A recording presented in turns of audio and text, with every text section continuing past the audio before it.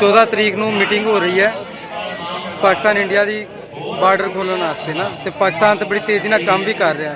ਕੀ ਕਹੋਗੇ ਪਾਕਿਸਤਾਨੀ ਸਿੱਖ ਹੋਣ ਦੇ ਨਾਤੇ ਕਿ ਕੀ ਹੋਣਾ ਚਾਹੀਦਾ? ਵਾਹਿਗੁਰੂ ਜੀ ਕਾ ਖਾਲਸਾ, ਵਾਹਿਗੁਰੂ ਜੀ ਕੀ ਫਤਿਹ।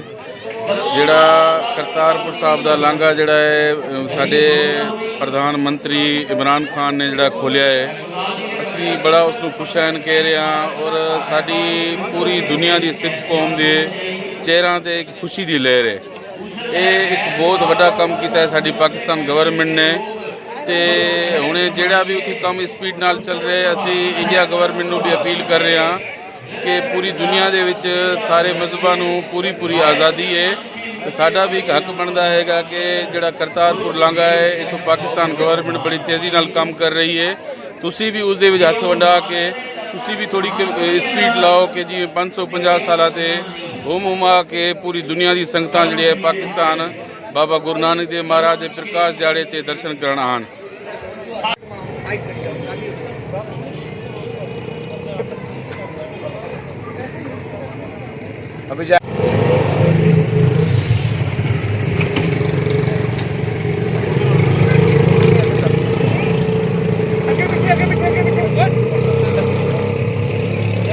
हाँ जी वीर जी, हाँ जी वीर जी, की हाल है? ठीक हो? सिख चैनल के नियम भाई साहब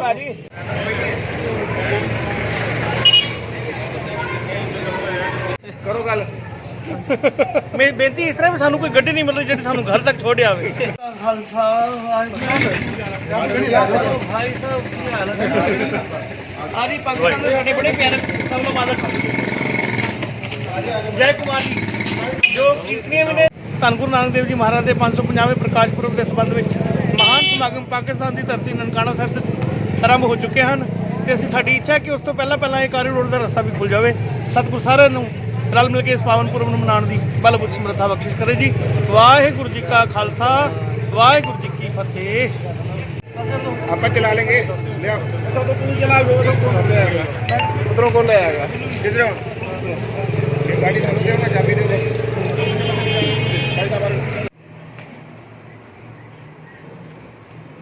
असा हुण सारे लाहौर नूं सारे सिंध नूं पग्गां बना छोड़नियां ने। देखो सवेरे पादरी साहब ने पग बनी है। वाहिगुरू जी का खालसा, वाहिगुरू जी की फतेह। हाँ जी वीर जी, की नाम तुहाडा? भाई अरविंदर सिंह नूर। ਇੱਥੇ ਤੁਸੀਂ ਸਿੰਧ ਆਏ ਹੋ, ਤੁਹਾਨੂੰ ਕਿੰਜ ਦਾ ਲੱਗਾ? ਸਿਕਿਉਰਿਟੀ ਕਿਸ ਤਰ੍ਹਾਂ ਦੀ ਹੈ ਜੀ ਇੱਥੇ?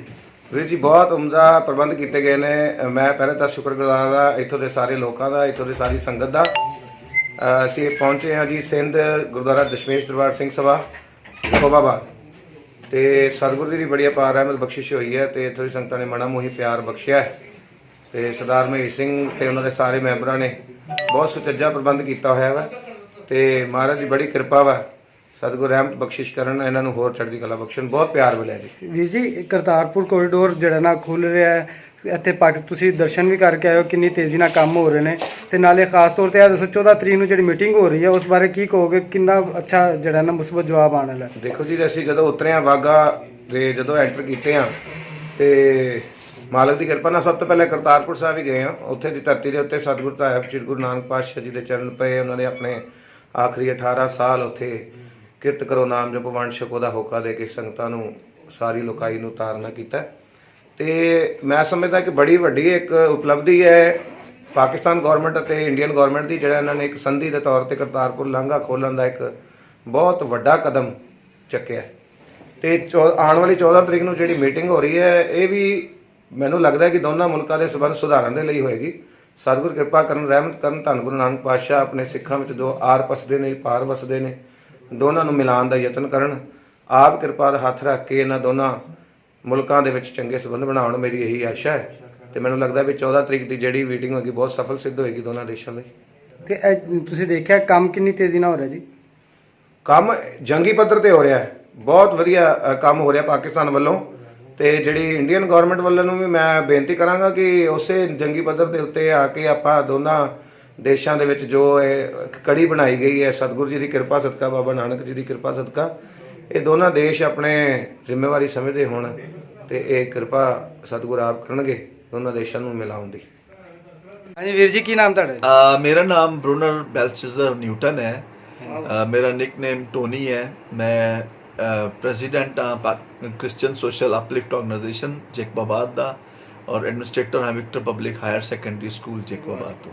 ਅੱਛਾ ਜੀ। ਤੇ ਸਰ ਇਹ ਦੱਸੋ 14 ਤਰੀਕ ਨੂੰ ਮੀਟਿੰਗ ਹੈ, ਕਰਤਾਰਪੁਰ ਲਾਂਘਾ ਜਿਹੜਾ ਖੁੱਲਦਾ ਪਿਆ ਹੈ, ਜੀ ਤਾਂ ਉਸ ਵਾਲੇ ਨਾਲ ਕੀ ਕਹੋਗੇ ਕਿ ਅੱਛੀ ਗੱਲ ਹੈ ਜਾਂ ਕਿਸ ਤਰ੍ਹਾਂ ਹੋਣਾ ਚਾਹੀਦਾ ਸਾਰਾ ਸਿਸਟਮ? ਜਨਾਬ, ਇਹ ਬੜੇ ਅਰਸੇ ਦੀ ਖੁਆਇਸ਼ ਹੈਗੀ ਸੀ ਸਾਡੇ ਸਿੱਖ ਭੈਣ ਭਰਾਵਾਂ ਦੀ ਔਰ ਸਾਡੇ ਇੰਡੀਅਨ ਭੈਣ ਭਰਾਵਾਂ ਦੀ ਔਰ ਸਾਡੀ ਵੀ, ਕਿ ਇਹ ਜਿਹੜਾ ਬਾਰਡਰ ਹੈਗਾ, ਇਹ ਜਿਹੜਾ ਕਰਤਾਰ ਸਿੰਘ ਵਾਲਾ ਇਹ ਓਪਨ ਹੋ ਰਿਹਾ ਹੈ, ਔਰ ਇਹ ਸਾਡੀ ਇੱਕ ਬੜੀ ਵੱਡੀ ਇੱਕ ਖੁਆਇਸ਼ ਪੂਰੀ ਹੋ ਰਹੀ ਹੈ। ਔਰ ਇਹ ਮਤਲਬ ਮੈਂ ਸਮਝਦਾ ਹਾਂ ਕਿ ਇਮਰਾਨ ਖਾਨ PTI ਦੀ ਹਕੂਮਤ ਦੀ ਇੱਕ ਬਹੁਤ ਵੱਡਾ ਇੱਕ ਕਦਮ ਹੈਗਾ ਕਿ ਜਿਹੜਾ ਕਿ ਇਹ ਇੱਕ ਦੋਸਤੀ ਨੂੰ ਇੱਕ ਕਦਮ ਅੱਗੇ ਵਧਾਉਣ ਦਾ ਇੱਕ ਤਰੀਕਾ ਹੈਗਾ।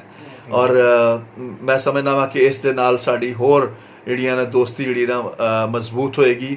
ਜਿਹੜੀਆਂ ਨਫ਼ਰਤਾਂ ਪੈਦਾ ਹੋ ਰਹੀਆਂ ਨੇ ਜਾਂ ਜਿਹੜੇ ਮਤਲਬ ਇਸ ਵਕਤ ਜਿਹੜੇ ਮਸਾਇਲ ਚੱਲ ਰਹੇ ਨੇ, ਤੇ ਮੇਰੇ ਖਿਆਲ 'ਚ ਉਹ ਘੱਟ ਹੋਣਗੇ। ਤੇ ਖੁਦਾ ਨੇ ਚਾਹਿਆ ਤੇ ਇਹ ਜਦੋਂ ਇਹ ਬਾਰਡਰ ਖੁੱਲ ਗਿਆ ਔਰ ਇਹ ਮਤਲਬ ਆਮਦਰਫਤ ਸ਼ੁਰੂ ਹੋ ਗਈ, ਤੇ ਜਦੋਂ ਸਾਡੇ ਸਿੱਖ ਭੈਣ ਭਰਾ ਔਰ ਦੂਸਰੇ ਹਿੰਦੂ ਭੈਣ ਭਾਈ ਸਾਡੇ ਜਿਹੜੇ ਆਉਣਗੇ, ਤੇ ਉਹਦੇ ਨਾਲ ਸਾਡਾ ਜਿਹੜਾ ਨਾ ਬਹੁਤ ਜ਼ਿਆਦਾ ਆਮਦਨੀ ਮਤਲਬ ਪਾਕਿਸਤਾਨ ਦੀ ਟ੍ਰੇਡ ਵੀ ਵਧੇਗਾ, ਇੱਕ ਦੂਸਰੇ ਨਾਲ ਟ੍ਰੇਡ ਵੀ ਹੋਏਗਾ, ਔਰ ਇਸ ਦੇ ਨਾਲ ਨਾਲ ਜਿਹੜਾ ਨਾ ਸਾਡੀ ਜਿਹੜੀਆਂ ਮੁਹੱਬਤਾਂ ਵੀ ਵਧਣਗੀਆਂ।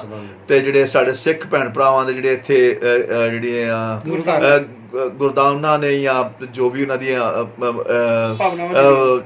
ਮੁਕੱਦਸ ਜਗ੍ਹਾ ਨੇ, ਠੀਕ ਹੈ ਨਾ, ਤੇ ਉਹ ਉਹਨਾਂ ਤੇ ਉਹ ਫ੍ਰੀਕੁਐਂਟਲੀ ਆ ਜਾ ਸਕਣਗੇ। ਤੇ ਸਾਡੀ ਇਹ ਖੁਆਇਸ਼ ਹੈਗੀ ਹੈ ਕਿ ਉਹ ਵੀ, ਕਿਉਂਕਿ ਅਸੀਂ ਬੀਇੰਗ ਅ ਕ੍ਰਿਸਚਨ ਵੀ ਤੇ ਬੀਇੰਗ ਅ ਮੁਸਲਿਮ ਵੀ, ਤੇ ਜਿਹੜੇ ਨਾ ਉਹ ਅਸੀਂ ਜਦੋਂ ਆਪਣੀ ਮੁਕੱਦਸ ਜਗ੍ਹਾ ਤੇ ਜਾਣਾ ਚਾਹੁੰਦੇ ਹਾਂ ਫ੍ਰੀਕੁਐਂਟਲੀ, ਤੇ ਅਸੀਂ ਚਾਹੁੰਦੇ ਹਾਂ ਕਿ ਸਾਡੇ ਜਿਹੜੇ ਸਿੱਖ ਭੈਣ ਭਰਾ ਨੇ ਉਹ ਵੀ ਆਪਣੀਆਂ ਮੁਕੱਦਸ ਜਗ੍ਹਾ ਤੇ ਔਰ ਮੁਕੱਦਸ ਮਕਾਮਾਤ ਤੇ ਫ੍ਰੀਕੁਐਂਟਲੀ ਆਉਣ ਜਾਣ।